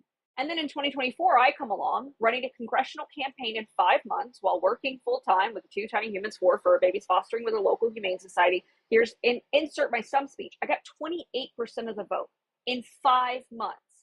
I raised $120,000, a quarter of what my predecessors had done. And I got 28% of the vote. So what did I do that was different? I ran on principle. I didn't tiptoe away from hard topics. I answered the question. And then when I lost, I didn't walk away. I said, okay, how do we flip this district? And that's what I moved forward doing. I continued building on the platform that I had. I filled out down ballot candidates. We have some of the most amazing down ballot candidates in my district. And we got more representation because I've been working in this district for 2.5 years. It's going to take a lot of work. And will I pull it off? I think so, because I think they're scared. However, it's going to take voters getting out, because Tennessee has record low voting turnouts. Yep. Now, Vicki, your primary is coming up. Yes, my primary is August 6th. Okay. Early voting starts July 17th, so this Friday, and it goes through August 1st. Okay, assuming that you win, which we all hope that you do, and are all certain that you do, what's your plan of attack for the fall campaign? Because if memory serves, you're in Tennessee 4. That's about an R20 district. Am I correct in that? It was an R22. It was an R22, but with redistricting, it's become an R18. Now I have not run a single poll, so I have no idea what the voter turnout is going to be like. But I've been focusing on the work, not the polls, because polls are they cost like $10,000, and I could spend that $10,000 in the district versus running a poll that they're going to only poll a few people and give me the answer that maybe I want. And also, it's a written off district. So that's the other part of this too, is that they aren't going to the whole state of Tennessee ignores this district. And again, I'm playing that to my advantage because the incumbent feels comfortable in his seat. He doesn't have to show up, as well as I've been working for 2 years. So what will happen? My attack will be, I'm doing this. Like, I'm doing this and I'm scaring them. And that is going to show up in the district. But I don't know that attacking my MAGA opponent will do anything because he's been in power for 16 years come this fall. So I'll hit him hard, though. It's for funsies, whatever. Well, and your district, what are the demos like? Is it primarily a rural district? It's primarily rural. And Yes. I have the advantage. I mean, they redistricted me out of my district. So I think that was intentional as well. Where is the 4th district? Murfreesboro is the biggest city in my district. Everywhere else is rural counties. Yeah, that's south central Tennessee, right? Mm-hmm. Yeah. And this, I just want to make sure I say this too. We as people, we as voters, not only do we not vote, see ya shish kebab, not only don't vote like we should, but we also don't support people that are coming out and doing things that we keep saying we want to have done. People like Victoria and many other people that I've interviewed are stepping out and doing something that we, not only are they the kind of people we say need to run, they're doing something that in 2026 is probably one of the roughest things to do. Anyone running right now has mad respect from me, because holy shit, I would not want to be running right now more than ever. We still focus more on the big. I mean, I think it was you, Victoria, that was talking about how certain people either wouldn't give or wouldn't endorse you until you raise X amount of money. $50,000. And it's like, we need to support these people. We need to support these people in the smaller. You want to know how MAGA and Republicans got majorities? They ran in rural districts. They ran and spent money and did work in districts that Democrats ignored. Now, I don't care personally about the Democratic Party, the National Democratic Party. I could give a rat's behind about them. I care about people running for office that care about the people in their district, that care about the people in this country, that want to make change, that see the issues, that hear the issues, that are living the issues that we talk about on a daily basis here, and are going to go in and try and do something about it. That's what I care about. Those are the people that I'm supporting. I'm supporting people that aren't in my district, as well as people that are in my district, because these people need to have funding in order to be able to do it. So I will say this here. If you like Victoria, please support her. Not just watching her stuff, but financially support her too. Yeah. I mean, because like you're saying, like the system's working exactly as it's intended. Tennessee used to be a blue and purple state. It was never always red.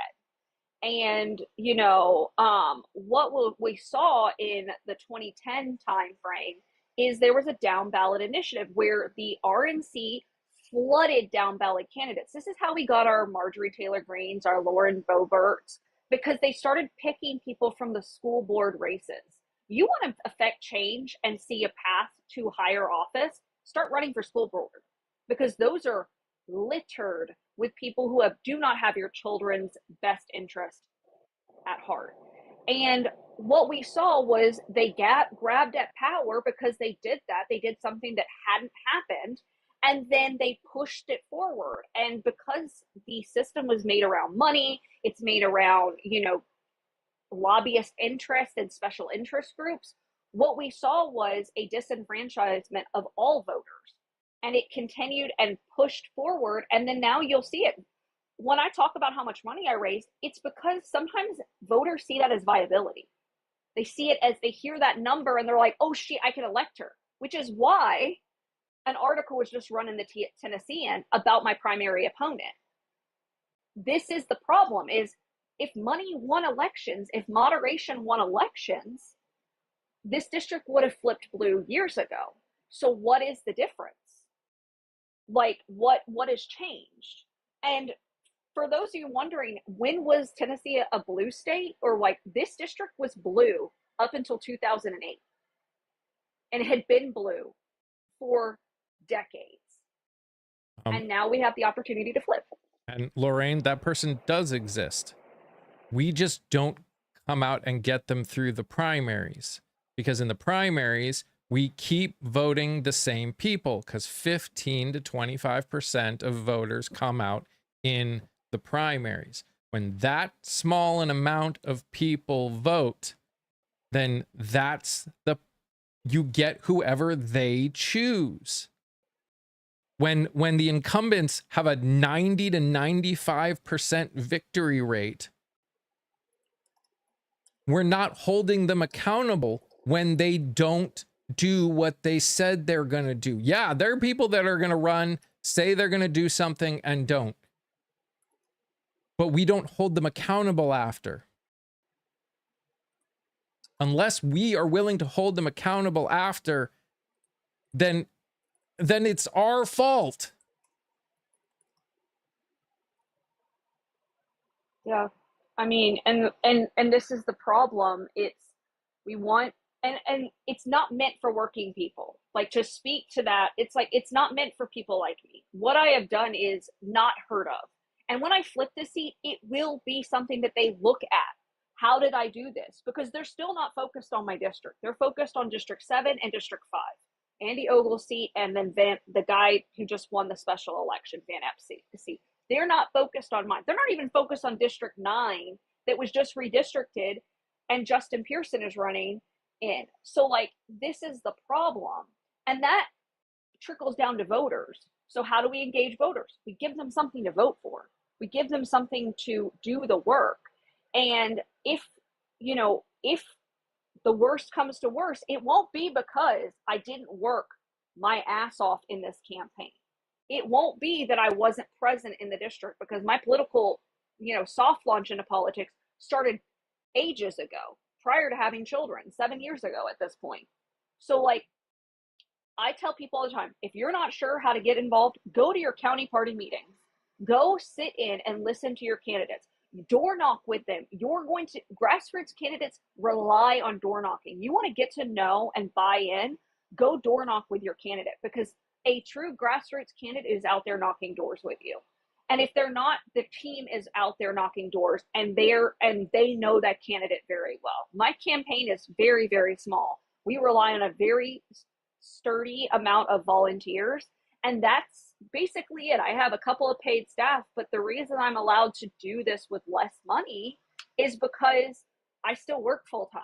So, like, I don't get a mental break anymore. Yeah. And, like, this is how we bring change, and that's the only way to do it. And when we do flip this seat, which I'm so looking forward to, I will be insufferable, because this is the change that we're wanting, and I'm doing it in a rural district in Tennessee. Tennessee's 4th district. Lorraine, and I hear you. You're retired government. You worked with legislatures and saw the BS for yourself. There's no argument that people in the government have lied, and a lot, and don't do what they say they're going to do. The problem is that we keep voting them back into office when they don't do what they say they're going to do. It's still on us.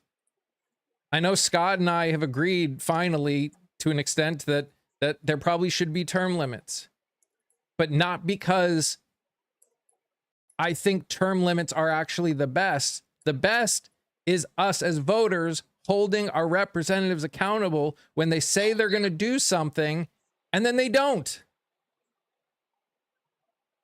That is the ultimate term limit. Literally every 2 years, you could have a new congressperson from your party if you got out and voted in the primaries and held them accountable when they say, I'm going to fix this. And then they vote completely opposite from that. Do it. Hold them accountable. It's what we keep asking for. Oh, for sure. That would be a much better solution than term limits, which are an artifice. But nevertheless, when you only have 15% of the people showing up for a primary and 90-some% of incumbents constantly reelected, you have to rethink that. And that's what you and I have done. You know, term limits are basically saving us from ourselves. That's what term limits are. They're Band-Aids on the problem. Yeah, it's a Band-Aid. It's a Band-Aid for lack of turnout. It's a Band-Aid for lack of integrity. Yeah. Saying that you're going to run for office and like, I don't want to be doing this in 6 years because I come into this election, I go to, you know, US Congress, and in 2 years, I'm doing this again. Basically in a year. A year from being elected, I start campaigning again. And I will have to, because I have to hold the seat. Because it's going to be vulnerable, because we'll have to do the math on if this was just a blue wave, if it was a fluke and whatnot. And that could leave. And, you know, there's so many aspects to that. That's why voting all the way down ballot is, if we want to see some pushback in Tennessee, we have to get more Democrats elected into our state legislature, because they'll just redistrict again. They don't care. Now, that's why this matters. Like when people are like, oh my gosh, like, why should I vote? The only thing that Republicans are more afraid of than the files is voter turnout, because they cannot control it. Why would they be making it so much harder? Yep. Why are they doing that? And the only way to push back is to get people with integrity back into office. Term limits is created because if voters don't show up, then you have 10% of the people showing up, which tends to be people who are watching Fox News and are thinking, oh, the immigrants are stealing my jobs. Vote Republican, because they're the party speaking out against it. Yep. And like, but they're not actually doing anything. The biggest thing we all need to understand is, you know, there is a valid fear that this administration is going to try and prevent people from voting. There is a valid fear that this administration is going to deny the votes, in the sense of deny the results of the votes, just like he did in 2020. That being said, we have the blueprints from another country of a government that tried to do everything to make it impossible to vote, that pretended like it was gonna, it was worried about voter fraud, to them not having a leg to stand on, and it's turnout. If people come and vote, if people get out and vote, if the win is so big, when someone wins by 11,000 votes, it's much easier to argue the potential of fraud than if someone loses by 1 million votes. We need people to get out and vote, because if people don't, that's what gives him the ability to argue something. Hungary, Orban was the biggest piece of shit you will ever see, and that man was as corrupt as the day is long. But when 80% of the country came out to vote and he was losing by a lot, he didn't argue fraud. He gave up in like very quickly. He gave up because he had no leg to stand on. As long as 40 to 60% of the country votes in general elections, we will keep having this problem. We just will. Mike, I know it's getting late. Can I ask a Yes. procedural question of you? Sure. I thought last week, and I told somebody yesterday, obviously I was incorrect, that you would be doing your play this week. I thought you had said that. Yeah, so it's the thing starts this week, but I don't go until the end of this week and all of next week. Oh, okay. I They just- misunderstood what yeah. you said last week. They don't need, well, to an extent I wasn't sure yet at that moment how much of it I was going to be needed there for. Right now they're working on like making sure all their lines are memorized, so there's not going to be any lighting or sound work for me yet. So that'll be at the end of the week. But $10. No, she wants me to say something on your live, and I said, Mike, I can get away with that in other spaces. Mike wouldn't appreciate it. She's trying to bribe me into saying it. Nah, Aaron, nice try. One of Mike my wouldn't mods, appreciate guys. it. So yeah, guys, again, if you haven't gone and followed Victoria, please go do. Please show her support. If you have the ability to give a little bit, please give a little bit. She is the kind of person, her and many other people that I've interviewed are the kind of people that we keep saying we need, that will actually work us towards a country where all people, no matter your race, religion, gender, identity, deserve rights, respect, dignity, and safety, and work at making a society that looks like that. Also, if you haven't watched the videos of all of the interviews of all of the progressives that I've interviewed that are fighting for the same kind of things, if you haven't watched Victoria's interview that I did with her, go and watch that too. Please help. Watching these videos gives them more name recognition because it pushes it out on the algorithm. It's the easiest thing you can do. It's literally the easiest thing. You can go to a playlist. I got a playlist of all the interviews. You can go hit play and you can walk away. Mm-hmm. Because those kind of things are what help the algorithm. Completion rates help the algorithm.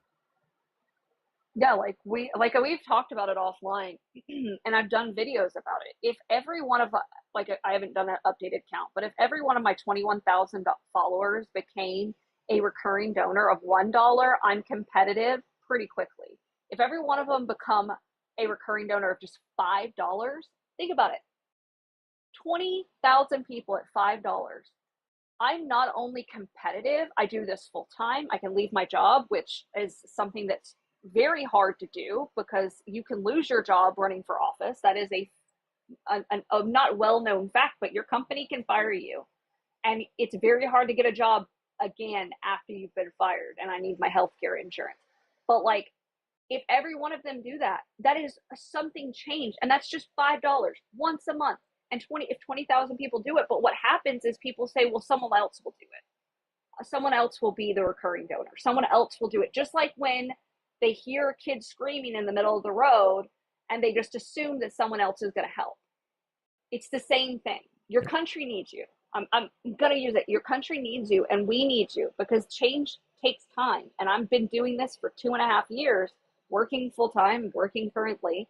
And the only way to bring change is to believe in it, because otherwise you're just saying, okay, well, I'm okay with the status quo. I'm okay with what's going on. Yeah. Yep. Victoria, Scott, and Di, I know you're not here anymore, but everyone else that joined, thank you so much for joining. I appreciate you. For the likes, thank you all for the likes, the shares, and the gifts for everyone, for me, for everyone in the panel. It means more than you know that you guys are willing to give money towards what I'm doing. It means more than you know. So please go out, do something fun. Get some sunlight. Sunlight's always helpful. Yeah, and we'll see you tomorrow morning, and we'll see what other whacked out thing happens then. You guys are amazing just the way you are, and I love you all very much. Stay safe, stay healthy. Remember to sing, laugh, dance, smile. Do something that makes you happy. Bye, guys. Bye.